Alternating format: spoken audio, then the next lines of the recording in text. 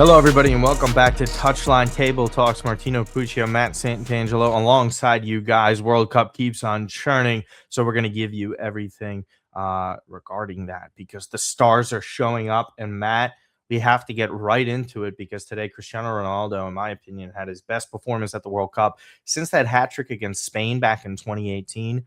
We saw maybe not vintage Ronaldo today, but a very dangerous one inside the 18-yard area where his movement was sharp and his finishing was strong, and exactly what Portugal need to do, regardless of opponent. I'm not someone to kind of bog down who people are playing, especially at the World Cup. So today, Ronaldo took care of business as well as everyone else from Portugal. And most importantly, Roberto Martinez basically hit every single substitute and starting player correctly. So your thoughts for Ronaldo and Portugal, was this sort of the turning of the tide for them, or should we just still wait because of the level of opponent?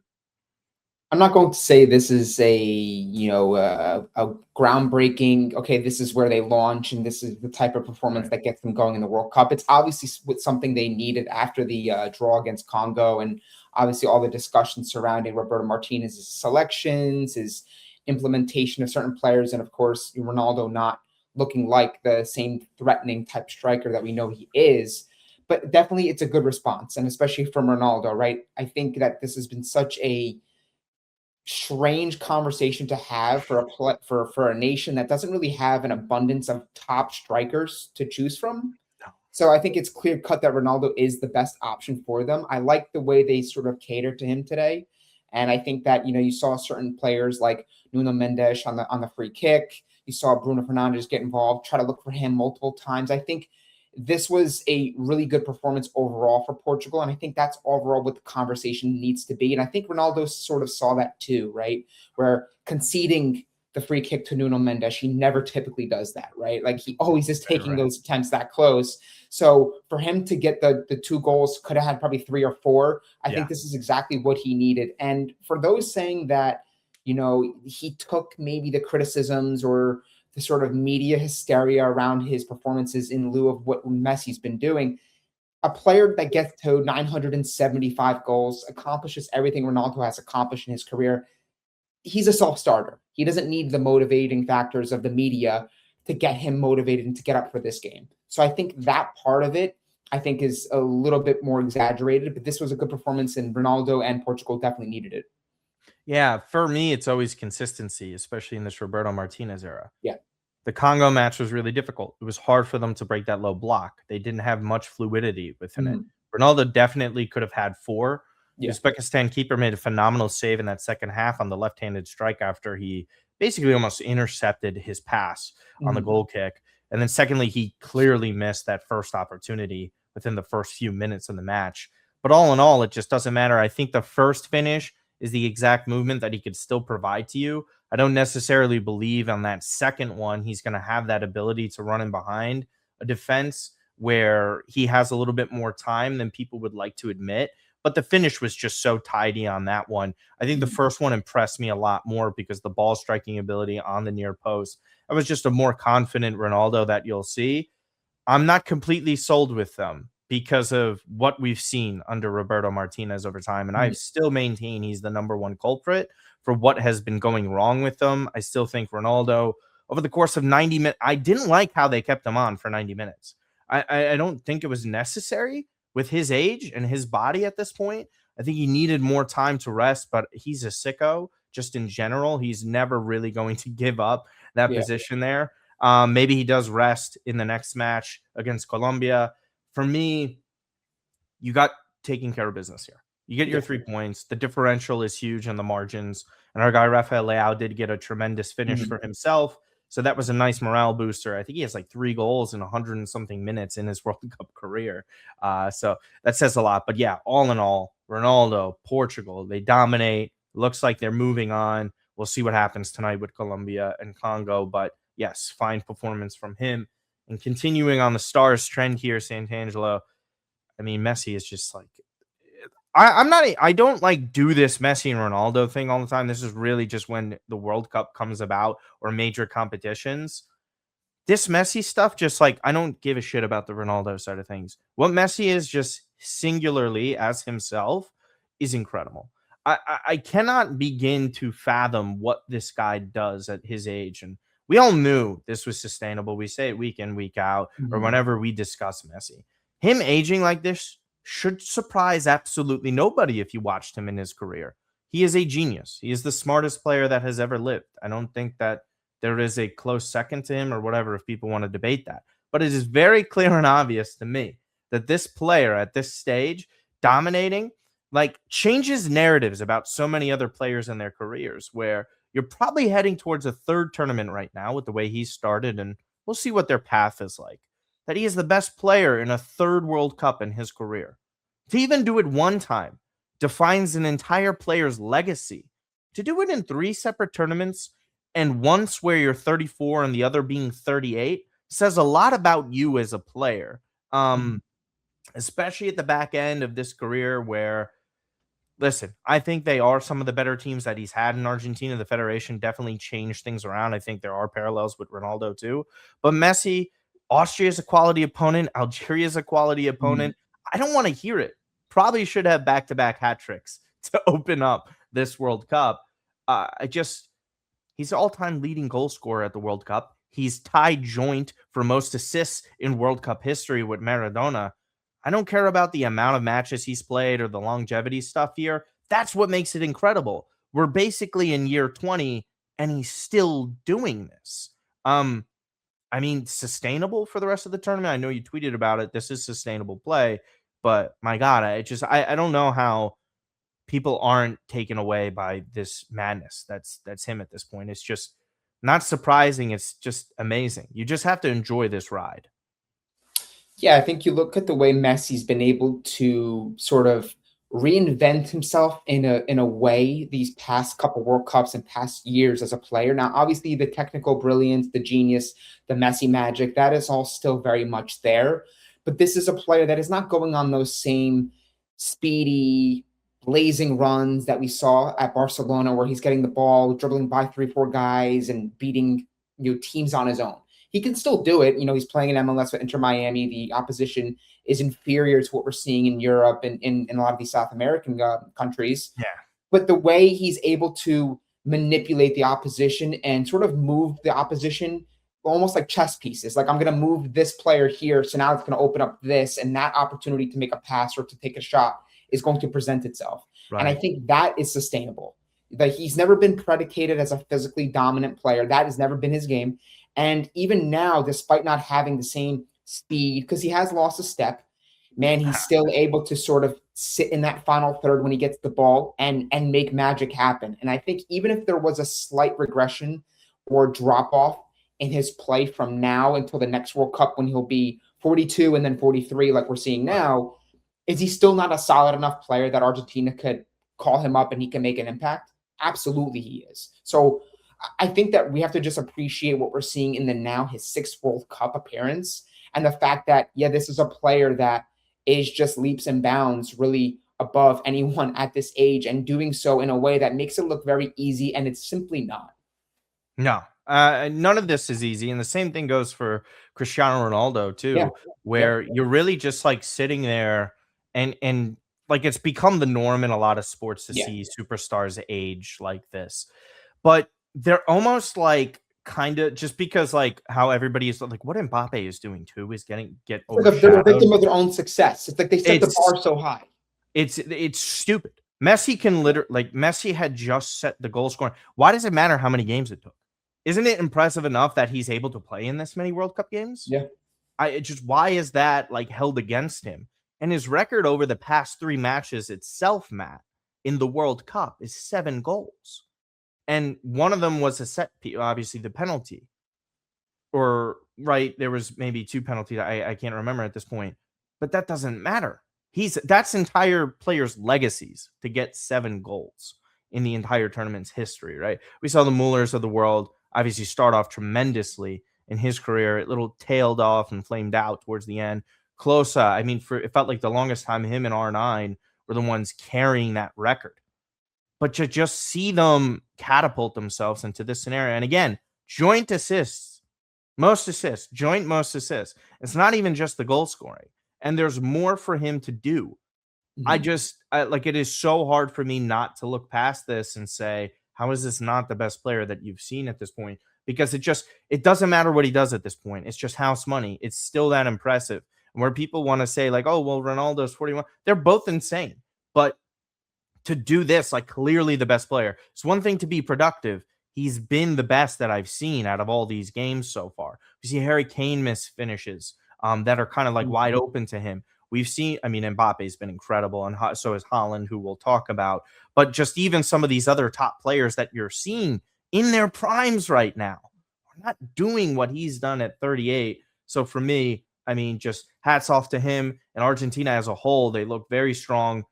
I don't think they'll repeat. I think they lack certain physicality and traits that they'll need to surpass some of these other countries. But my God, it's been incredible.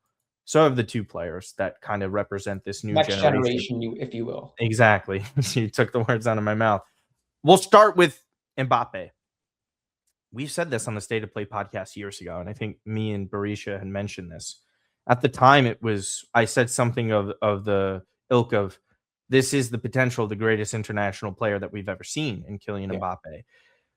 And it's difficult to do, right? Because you have to get that set up for yourself at a young age, like he did in 2018, up until this moment in his prime, where France seemingly just keep churning out world-class talent after world-class talent. You could argue Elise is having just as big of an impact as Mbappe has, and I won't really kind of push back on that. But it's the finishing ability. Like, the goals that he's scoring, you're in awe of. I know the second one yesterday, you could say what you want about it. Left foot finish, strike, the placement. Yeah. Excuse me? And then the last one, basically at full time against Senegal. And it could have had a hat trick, right? Didn't get the penalty in that game. Mbappe, to me, is the most impressive World Cup record ever. I think he's the best World Cup player I've seen, Matt. And I know we just talk about Messi and Ronaldo and what they're able to do in this competition. Mbappe's got the best record. 16 for 16. He's getting overshadowed by Messi doing what he did by setting the record. The reality is, Mbappe has done it in half the time two of the greatest players of all time have done it. And I'm not hearing like, oh, well, look at all the talent he has around him. There's been other players with sensational talent in national teams. They don't have this goal scoring. They don't have this goal scoring record. They don't. Like, and what did I say leading up into this World Cup? Who's getting bad PR? Injured during, they misdiagnosed the wrong knee for him in January for his injury. He still dominates and carries Real Madrid, not carries Real Madrid, but the output is sensational. It's ridiculous. Like, this is like 16 of 16. He has just tied the World Cup record that had been standing for quite some time, and he's still in the middle of his prime. He's going to be playing in more World Cups. I'm not going to go towards that number 30, but he could get number 20 by the end of his third tournament. That's legacy defining. This is why I can't stand this Champions League shit with him, because it doesn't matter when you do this on the World Cup stage. So many other players don't get that sort of fight. Like R9, right? Didn't win a Champions League. What do you do? Step up in a World Cup. Kylian Mbappe in R9, I know he had the seizures prior to the 98 final, right? Mm-hmm. But Mbappe in back-to-back finals. Like, are you kidding me? And then he comes out to do this. He's going band for band with Messi. And I know we'll talk about Haaland in a second.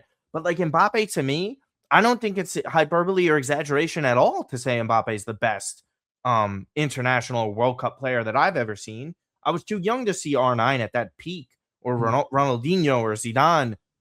Oh my God, dude. Like, it's actually getting overlooked because of what the other two are and what they're doing. 16 for 16 says a lot, and we'll get to the Norwegian dominance too. But Mbappe, for you, is this the best World Cup player you've ever seen? I think you can make a strong argument for that. Now, obviously, it's somewhat kind of tied to what Messi's doing here, right? Because if Messi goes on one of these runs where he wins Golden Ball, has the most goals, and Argentina win, and they go back to back, you can make a strong argument this is the best World Cup display we've seen. Right. I think the way I look at Mbappe playing right now, and mind you, this kind of goes back to that first World Cup where very young player, there's a lot of pressure playing for France, a nation that obviously expects to win this competition and the European competitions. He's scoring a ton of goals. He's scoring crucial goals. He's scoring goals in the knockout stages of these tournaments. And I think that people may or may not sort of forget the World Cup final performance he had last year. He almost stood in the way single-handedly of Messi winning that World Cup. Almost. If it wasn't for he had a hat trick in the final, dude. Hat trick in the final, and they lost. Like, he scored 4 technically, right? The penalty and the 2. It's wild to me, and I think that, look, this is a player that should win the Ballon d'Or someday. I think that he right now could potentially be sort of a victim of what's going on in the domestic side of things, because to your point, the numbers there. If he was to win the Champions League next year and has the World Cup here, this is the type of player that's going to put up the numbers and post. He's going to win one of these eventually. He's just simply too good of a player, and you're seeing the finishes. You're seeing the way he's scoring, running in behind the defense. This is a very frightening opposition for anyone that comes in France's way, because I think that you're seeing what Argentina's doing. You're seeing what Messi's doing. I think Mbappe is looking at this and saying, I feel like there was something left on the pitch that night in Qatar in the final. I gave us a hat trick and we couldn't win. I think he smells blood, and I think he hears all the criticism surrounding what's happened at Real Madrid this year, and really since he arrived. And I think he's only going to grow as this tournament progresses, which is very, very frightening because he's already super dominant. They said he was the problem, and he had 43 goals in 47 matches at the club level this season. Honestly, I think he's actually the most disrespected of any super, because of these stupid Ewing theory narratives that he left PSG. And as I mentioned, how many other clubs can replace a player like that on a free to go and buy Kvaratskhelia and to go and buy all these other players and produce a Barcola, a Doué? To me, it's so insane what the narrative is. And it's not like Real Madrid was the most amazing environment for him to walk into. They already had problems prior to that. They weren't necessarily consistently dominant. They have head coaching issues constantly. They don't know who's going to be running the club. Mbappe gets a bad rep, and I'm happy to see that this player is dominating again on the international stage. And as for our other guy here with Erling Haaland, again, under the radar because of the 2 other guys. Norway, again, another side that got disrespect heading into this tournament. And I think a lot of the narratives were, they never had been here before. They had Italy in their group that doesn't get enough respect, and whatever you think of them is whatever you think. And, there were the not the Luxembourgs of the world, but you had your Israels and other lesser sides that stunk in that group. So I think people were overlooking them. But if you watched them, if you saw what they did on display, none of you should be shocked by this. The Norwegians are really taking over. I was in New York City. I saw a bunch of them as I was walking towards Penn Station. They're all over the place. Their chant is the best thing to happen at the World Cup as well. I mean, this guy is just a machine. He's one of the best goal scorers I've ever seen in my life. And I know everyone is just, they're comparing Zlatan because they're from Scandinavian countries, and they're like, this player is that player. Haaland is a totally different, unique robot that no one has ever really seen an archetype at striker like this. He does have blistering pace and speed that a lot of people kind of don't get. That finish, oh my God. I know people kind of fall in love with he doesn't dribble past players. He's not the craziest ball carrier that you've ever seen. He's not scoring screamers from outside the box. He's more of a machine, right? Sorry, man. You're scoring this amount of goals with Norway in the World Cup, and they've been quality opponents that you face. Senegal aren't a joke. They're AFCON champs. Yeah. Okay? He said, I love his post-match interview about the match against France. Yeah, they'll probably beat us and they'll probably win the tournament. Who we'll see. And condolences to Didier Deschamps on the loss of his mother, so he won't be there managing that game. And both are pretty much into the next round. So kind of, I guess it depends on how the bracket shakes out. Haaland, again, man, this is the best striker in the world. I don't know how people argue again. I am not a Harry Kane guy. For me, if I had the choice between Kane or Haaland, I'm taking Haaland every single day. And he's making a stamp on his first World Cup. It's just very impressive This Norwegian team deserves a lot of respect. They play great football. They're a lot of fun to watch. Haaland has 59 goals in 52 international appearances for Norway. He scored in 12 consecutive competitive matches for Norway. He also has the most goals all time for Norway players at World Cups in just 2 games. Every single time this player has touched the ball at any competitive level, he's proven that he is so lethal as a finisher.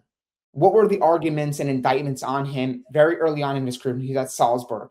Yeah, but it's Salzburg. It's not a top 5 league. Okay, he goes to Dortmund, shatters records there. Yeah, but it's the German league. It's not England. Shatters records in his first year at Manchester City. Hat tricks left, right, front, and center. Champions League. He's doing it at the World Cup. This is a strong Norway team. Make no mistake about it. They have quality.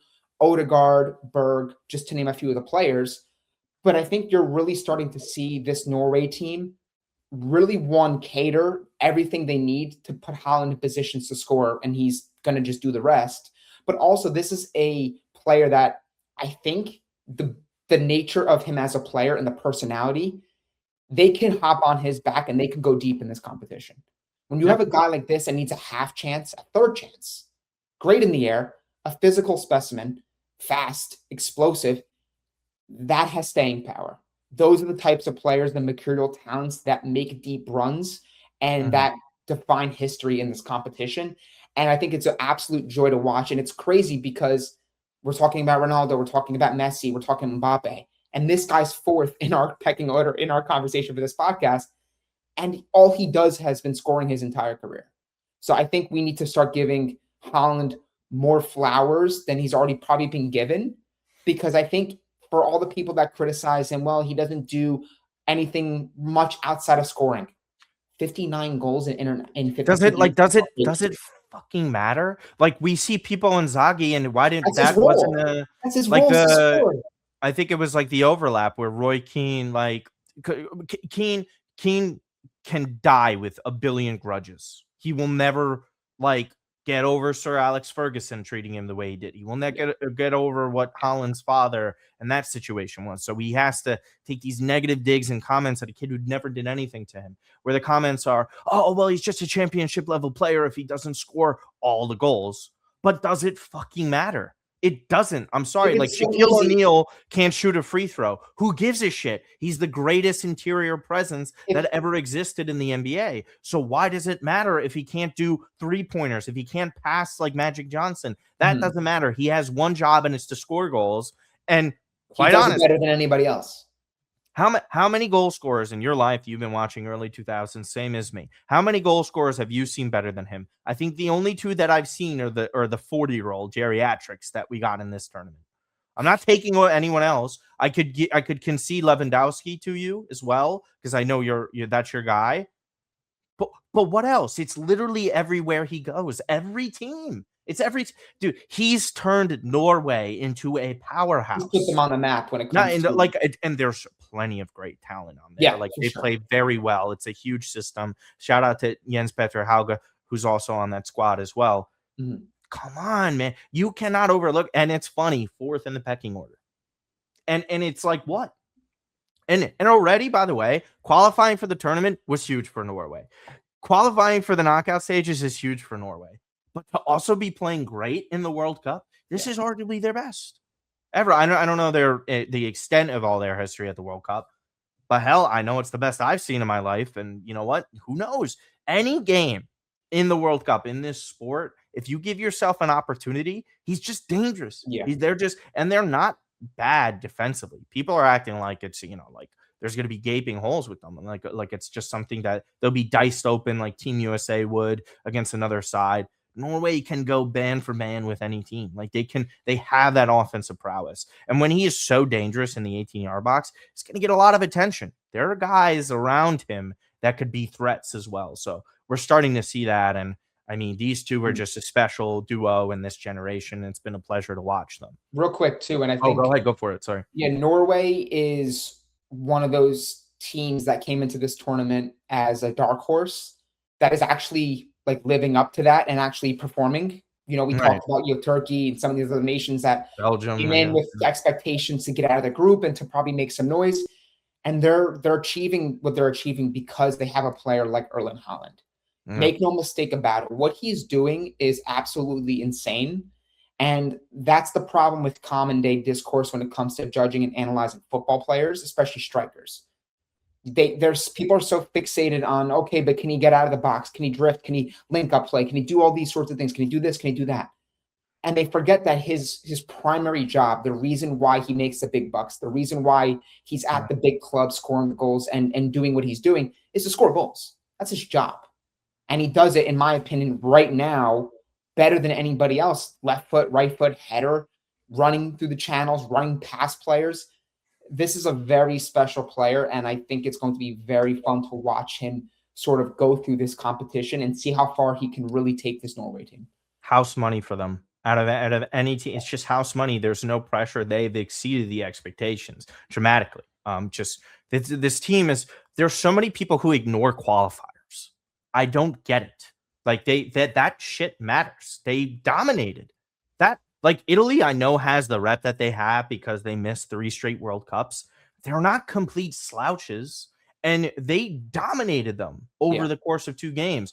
I'm starting to think as things progress, it said more about Norway than it was about Italy. And I think that's sort of, they were victim of their own dominance in a group. So we'll see. England draw against Ghana. I mean, this match was a snooze fest for most people. This game kind of hurts the narrative around the sport here in the US of, hey, well, 0-0 draws. They suck. These guys suck. Harry Kane, whenever I put currency on you, you screw me. Today was no different. And you know this. You and our good friend Pep Barisha, every fucking time I bet Harry Kane, there's a goose egg. Infuriating. Could have scored the winner today. Players out the bet. Like, England was playing final ball wasn't there. Phenomenal performance by Ghana. Ghana has shown out in this World Cup. The huge win towards the end against Panama. Massive, massive, massive for what they're trying to do. Man, I mean, just like, this was nails. This was the type of grind out performance and result that Ghana could get, and it was huge for them. A draw is nothing short of great. I don't think England was particularly awful today either. I think it's more of a testament on how good Ghana was on the margins. Not a lot of threatening chances for Ghana. I mean, like, a couple of half chances here and there that were like pretty good opportunities for them. But this was all about England not taking their opportunity. Are you one of these people now that, like, thinks you see this result from England and you're like, more of the same old England? Or you just sort of like, you know what, give Ghana some respect. These matches are not easy. We see World Cup winners draw or lose games against inferior opponents all the time. Argentina. We see, obviously, with Capo Verde and Spain in this tournament. We saw Spain against Switzerland in 2010. This stuff happens. Yeah. It shouldn't be a shock to anybody. Your thoughts on England's draw against Ghana today? Yeah, I mean, obviously, in the immediate, you can judge it and say, it's dropped 2 points, right? Because you look at Ghana and while respect them, you know that England has bigger, brighter ambitions to win this competition. And if you're going to win this competition, you feel like Ghana's a team that you have to have. You have to get that done. And all credit to Ghana. I mean, not only did they get a draw, they clean sheeted England. A team that has a ton of firepower, a team that has stars all up and down the pitch. I think it says a lot about this competition and the fact that even with the expanded format, there's teams that you can poke holes in, and there's cracks in the armor of some of these big teams. They're there with the right mindset and tactical approach. You can get points. Congo, Ghana here, Cape Verde, same like. If you don't show up as a big nation, there's a chance that you could drop points or maybe even lose. Right. So I think it really just goes to show you that these teams are coming out to play, especially with their fans traveling so far to watch them play, both from abroad and obviously, domestically. You got to respect that. I'm not going to sit here and use it as a way to say, England should be dominating this game and taking care of this team. Ghana's not. No. Ghana played really well today. They played up to a team that has ambitions to win a World Cup.